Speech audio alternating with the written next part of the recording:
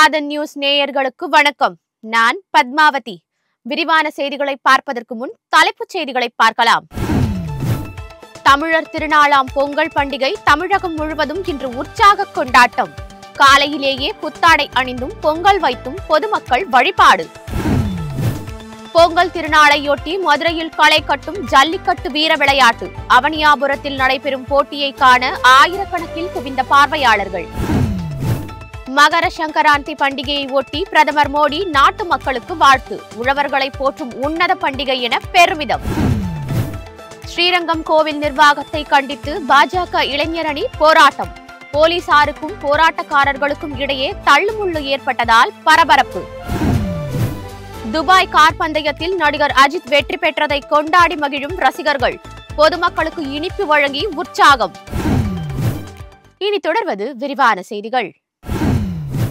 தமிழர் திருநாள் என போற்றப்படும் பொங்கல் பண்டிகை தமிழகம் முழுவதும் இன்று வழக்கமான உற்சாகத்துடன் கொண்டாடப்பட்டு வருகிறது. வீட்டு வாசலில் வண்ண கோலமிட்டும் கரும்பு தோரணங்கள் கட்டியும் பொதுமக்கள் பொங்கலை உற்சாகத்துடன் கொண்டாடி வருகிறார்கள். காலையிலேயே புத்தாடை அணிந்து பொங்கல் வைத்தும் சூரிய கடவுளை வணங்கியும் மக்கள் தங்கள் மகிழ்ச்சியை வெளிப்படுத்தினார்கள். உற்றார் உறவினர்கள், நண்பர்கள், அண்டை வீட்டார் என ஒருவருக்கு ஒருவர் பொங்கல் வாழ்த்துக்களை தெரிவித்து பலரும் தமிழர் திருநாளை கொண்டாடினர். தமிழர் திருநாளான பொங்கலை முன்னிட்டு மதுரை ஆவணியாபுரத்தில் ஜல்லிக்கட்டு விளையாட்டு வழக்கமான உற்சாகத்துடன் கோலாகலமாக தொடங்கி நடைபெற்று வருகிறது. இன்று மாலை வரை நடைபெறும் போட்டியில் 1100 காளைகள் வரிசையாக களமிறக்கப்பட்டு வருகின்றன. அவற்றை ஏறு தழுவிட களத்தில் 900 வீரர்களுக்கு அனுமதி அளிக்கப்பட்டு இருக்கிறது. பல்வேறு சுற்றுகளாக போட்டி நடைபெற்று வருகிறது. வெற்றி பெறும் வீரருக்கும் காரும், சிறந்த காளையின் உரிமையாளருக்கு டிராக்டரும் பரிசாக வழங்கப்பட உள்ளன. பொங்கல் பண்டிகைக்கே உரிதான மண்மனம் கமழும் இந்த வீர விளையாட்டை காண அவனியாபுரத்தில் ஆயிரக்கணக்கில் பார்வையாளர்கள் திரண்டு உள்ளனர்.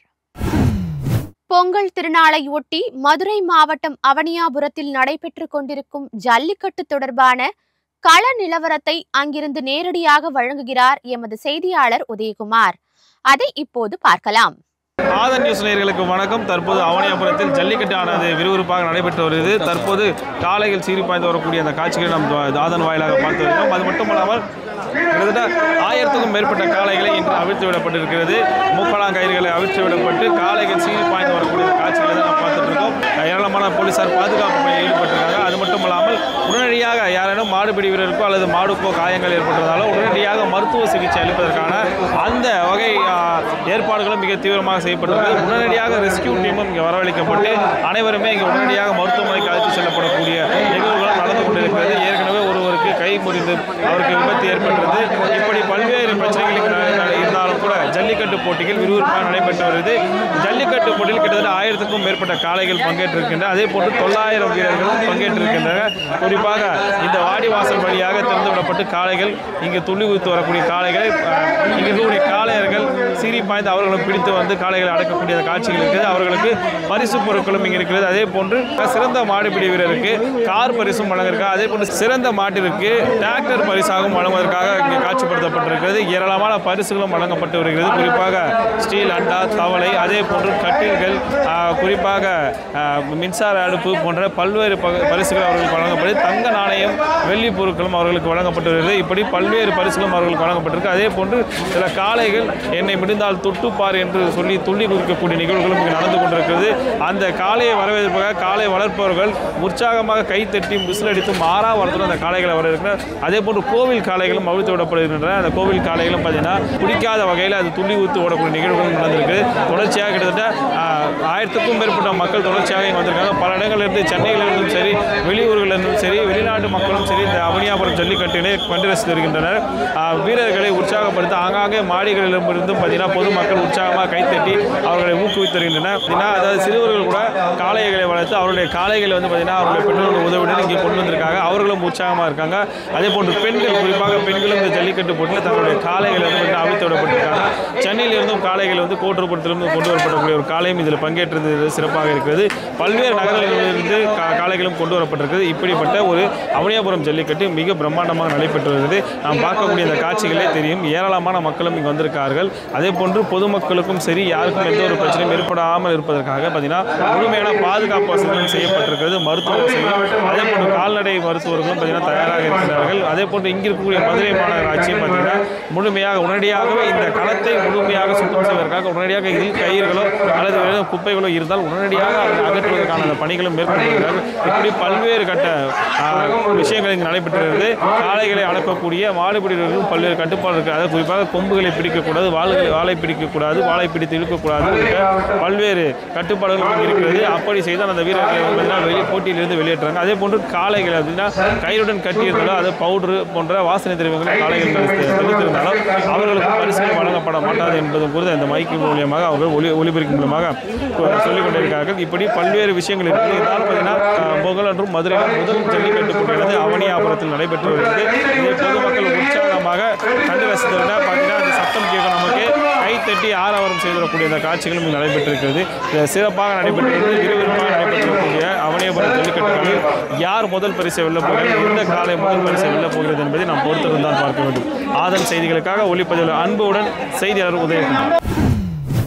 பொங்கல் பண்டிகையை ஒட்டி பிரதமர் மோடி தமிழக மக்களுக்கு வாழ்த்து தெரிவித்துள்ளார்.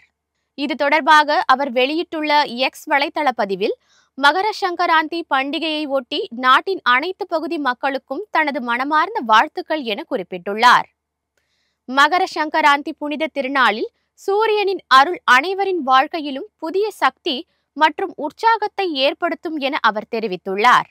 சூரியன் தன் தெற்கு பயணத்தை முடித்து வடக்கு பாதைக்கு செல்கின்ற நாள் எனும் சிறப்பை கொண்டது இந்த பொங்கல் பண்டிகை என்றும், நாட்டின் பல்வேறு பகுதிகளில் இந்த பண்டிகை உழவர்களை போற்றும் விழாவாக சிறப்பாக கொண்டாடப்படுகிறது என்று மோடி குறிப்பிட்டுள்ளார். ஸ்ரீரங்கம் கோவில் நிர்வாகத்தையும் இந்து சமய அறநிலைத்துறையையும் கண்டித்து பாஜக இளைஞரணி சார்பில் ஸ்ரீரங்கம் கோவில் முன்பு ஆர்ப்பாட்டம் நடத்தப்பட்டது. அண்மையில் அரங்கநாதர் சுவாமி திருக்கோவிலில் வைகுண்ட ஏகாதசி திருவிழா நடைபெற்ற போது முக்கிய பிரமுகர்களின் தரிசனத்திற்காக அதிகார துஷ்பிரயோகம் செய்யப்பட்டதென குற்றச்சாட்டு எழுந்தது. இதனை கண்டித்து பாஜக இளைஞரணி இந்த போராட்டத்தை நடத்தியது. அனுமதியின்றி ஆர்ப்பாட்டம் நடத்தியதாக பாஜகவினரை போலீசார் கைது செய்ய முற்பட்ட போது இரு தரப்பினர் இடையே கடும் வாக்குவாதமும் தள்ளுமுள்ளும் ஏற்பட்டது. தமிழக வெற்றி கழகத்தின் தலைவரும் நடிகருமான விஜய் தமிழக மக்கள் அனைவருக்கும் பொங்கல் வாழ்த்துக்களை தெரிவித்துள்ளார்.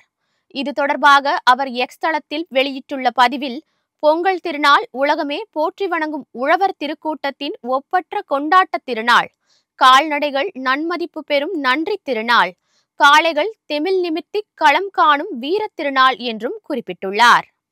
மேலும் வரும் 2026இல் உண்மையான சமூக நீதி, உண்மையான சமநீதி, உண்மையான சமத்துவம், உண்மையான அமைதி, உண்மையான பெண்கள் பாதுகாப்பு ஆகியவற்றுடன் பொதுமக்கள் பாதுகாப்பு நிரந்தரமாக மகிழ்ச்சி நிலை பெற நாம் அனைவருக்குமான நல்லாட்சி லட்சியம் நிறைவேற வேண்டும். அதற்கான முன்னோட்டமாய் 2025ஆம் ஆண்டின் தை திருநாளில் பொங்கட்டும் வெற்றி பொங்கல் என்று அவர் தந்து வாழ்த்து செய்தியை குறிப்பிட்டுள்ளார். துபாயில் நடைபெற்ற சர்வதேச கார் பந்தயத்தில் நடிகர் அஜித் அணி வெற்றி பெற்றதை அவரது ரசிகர்கள் கொண்டாடி வருகின்றனர். புதுச்சேரி அண்ணா சாலையில் அஜித் ரசிகர்கள் ஒன்று திரண்டு அவரது கட்அவுட்டிற்கு மாலை அணிவித்தும் பட்டாசு வெடித்தும் தங்கள் மகிழ்ச்சியை வெளிப்படுத்தினார்கள். சாலையில் சென்ற பொதுமக்கள் மற்றும் வாகன ஓட்டிகளுக்கு இனிப்புகள் வழங்கியும் நடிகர் அஜித்தின் வெற்றியை கொண்டாடினார்கள்.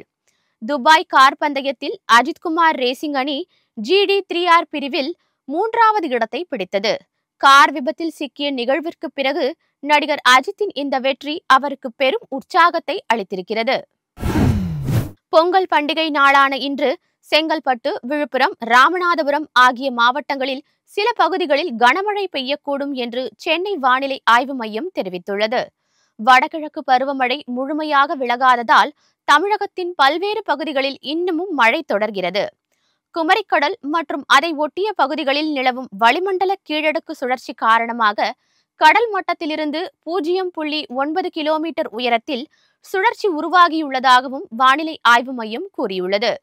இதன் காரணமாக செங்கல்பட்டு, விழுப்புரம் மற்றும் ராமநாதபுரம் ஆகிய மாவட்டங்களின் சில பகுதிகளில் கனமழைக்கு வாய்ப்பு இருப்பதாகவும் தெரிவிக்கப்பட்டுள்ளது. இத்துடன் ஆதன் செய்திகள் நிறைவடைகின்றன. வணக்கம்.